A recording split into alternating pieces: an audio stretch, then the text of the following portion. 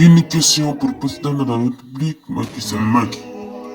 Ni pour le Macky, c'est quoi ça? Salam alaikum gars yi tawfeex lépp jàmm j'espère que vous allez bien moi c'est super bien sant yàlla gars yi tey dañu dikk li nga xam ne moo xew ci réew mi ci procès Macky Ousmane Sonko bi ak Mame Mbaye Niang bi parce que lii daf ma nirootul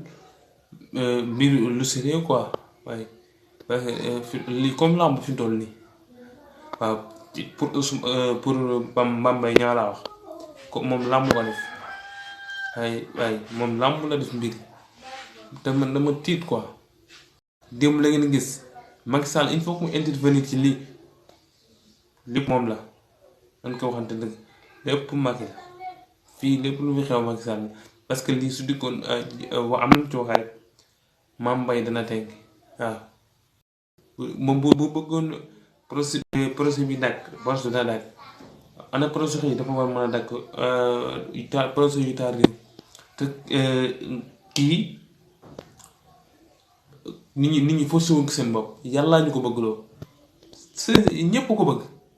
ku ko wax ku ko waxul dañ koo bëgg xam nga boo ko waxee boo ko waxul yëpp da koo bëgg démb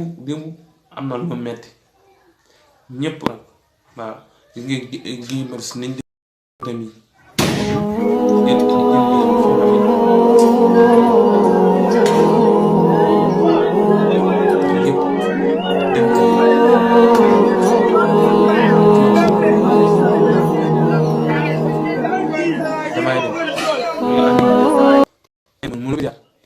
duñ ànd moom dem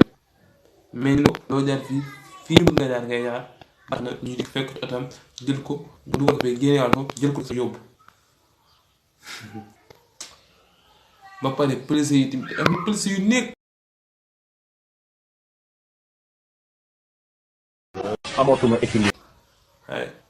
jël seeni balak di dóor rek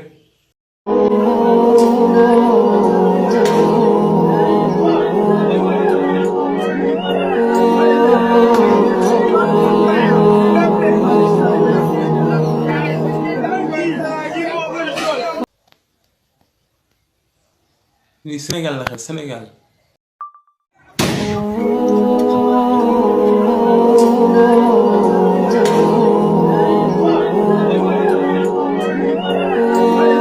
dafa jot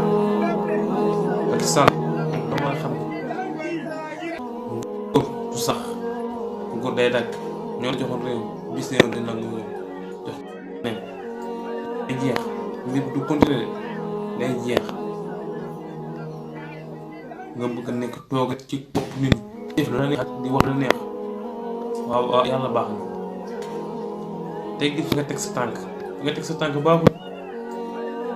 keroog daam mbooj mu ko expliqué am nga fi loolu set nga man xam nga dañuy sérieux mais sérieux wul nan teraanga amu fi ndax lii réew mu am teraanga du def nii daam mbooj keroog mi ngi koy expliqué nee na dañ ko bëgg di otaam daal doo nañ fi ay bañ waaw wane na ko lii lépp ci réew mi la amee quoi Macky Sall xam nga lu la waxul